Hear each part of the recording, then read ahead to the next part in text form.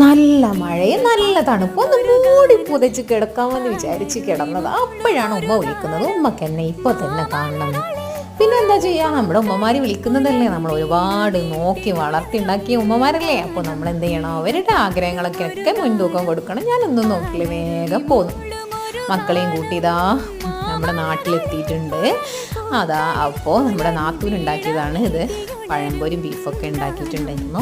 പിന്നെ നമ്മൾ ഉമ്മാൻ്റെ കൂടെ ഇരുന്ന് ചായ ഒക്കെ കുടിച്ചു. നല്ല ടേസ്റ്റി നല്ല ക്രിസ്പി പഴംപൊരിയും നല്ല ബീഫൊക്കെ കഴിച്ചുതാ.